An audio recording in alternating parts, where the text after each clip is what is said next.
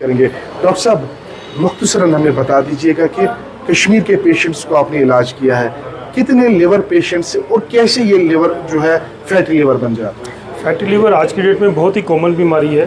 Fatty liver का सबसे common कारण है हमारी लाइफस्टाइल का ध्यान नहीं देना, एक्सरसाइज नहीं करना, वेस्टर्नाइज डाइट खाना, मोटी डाइट खाना जिसमें कि फ़ैट हो, वसा हो या कार्बोहाइड्रेट हो।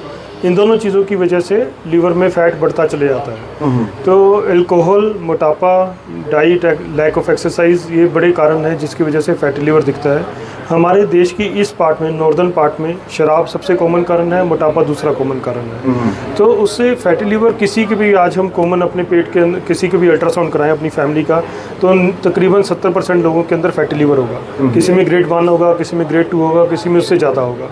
तो फैटी लिवर एक कॉमन समस्या है, ये आने वाला एपिडेमिक है, आने वाली सोसाइटी में, आने वाले टाइम में बहुत ही बड़े तरीके से फैलने वाला है। डॉक्टर साहब, लिवर की बात करेंगे तो मेन ऑर्गन है, इसके बगैर शायद ही इंसान जिंदा बच पाएगा।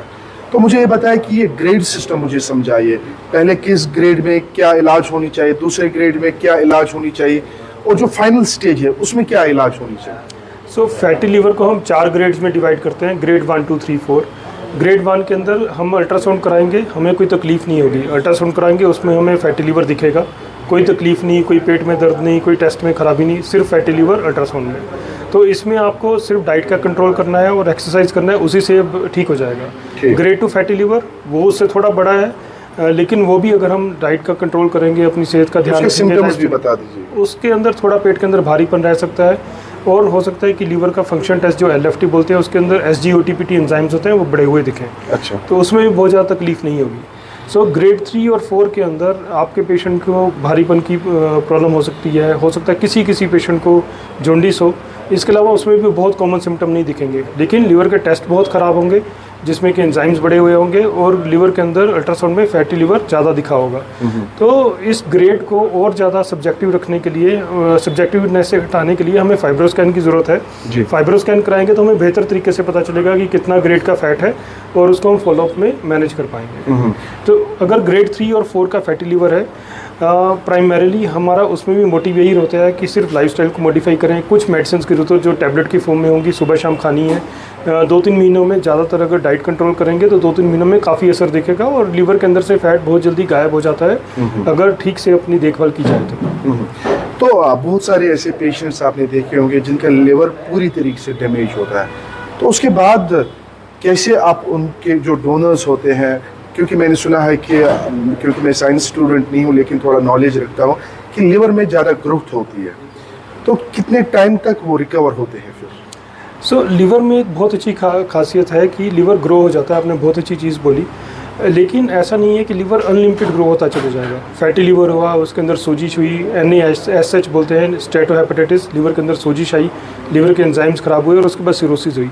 तो ऐसा नहीं है लिवर हमेशा ग्रो करता रहेगा, लेकिन लिवर हेल्दी है तो वो ग्रो करने के चांसेस ज़्यादा हैं। इसी खासियत को हम लिवर ट्रांसप्लांट में यूज़ करते हैं। तो एक पेशेंट है जिसको सिरोसिस हुआ, भले वो मोटापे से हो, शराब से हो, हेपेटाइटिस B, C से हो, जिसको लिवर ट्रांसप्लांट चाहिए, तो हम उसकी फैमिली मेम्बर से लिवर का एक हिस्सा निकालते हैं जो कि मरीज़ में लगा देते हैं।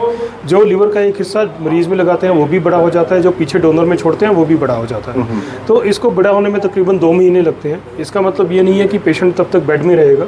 डोनर 5वें दिन छुट्टी हो जाती है, 3 हफ्ते में सब दवाइयाँ बंद हो जाती हैं, लिवर के फंक्शन नॉर्मल हो जाते हैं। डॉक्टर साहब, स्टार्टिंग में आपने बात एक बोली है कि हर एक व्यक्ति अगर कोई टेस्ट करेगा उसको फैटी लिवर होगा। अब कैसे हम इसको रिकवर करें, तो क्या कुछ करना चाहिए वो ज़रा बता दीजिए। सो आज की डेट में जो हमारी जनरेशन है बहुत ही मिक्स जनरेशन है, जिसमें कि हमारे पेरेंट्स जो अपनी सेहत का बहुत देखभाल करते थे, एक्सरसाइज थी, वो साइकिल चला के जाते थे या पैदल बहुत चलते थे। हमारी जनरेशन में आगे स्कूटर, और जिसके कारण हमारी वर्जिश कम हो गई।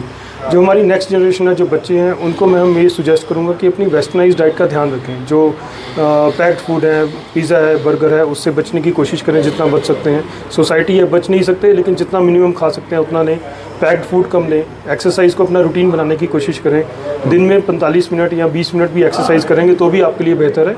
हफ्ते में 4 दिन 20 मिनट एरोबिक एक्सरसाइज सफिशेंट है अपनी हेल्थ को अच्छा रखने के लिए। डॉक्टर साहब, मुझे बताया कि जब फैटी लिवर ग्रेड 3-4 हो उसमें पेन भी हो सकती है, तो मुझे बताया कि क्या उस समय दवाई लेनी ज़रूरी है या वो एक्सरसाइज से ही ठीक हो?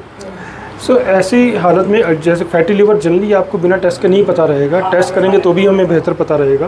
तो टेस्ट की हालत में अगर आपके टेस्ट में खराबी मतलब SGOT-PT खराब है तो दवाई ज़रूर चाहिए। अगर सिर्फ अल्ट्रासाउंड में फैटी लिवर है तो उसमें सिर्फ एक्सरसाइज और डाइट कंट्रोल सफिशेंट है आपको बेटर बनाने के लिए।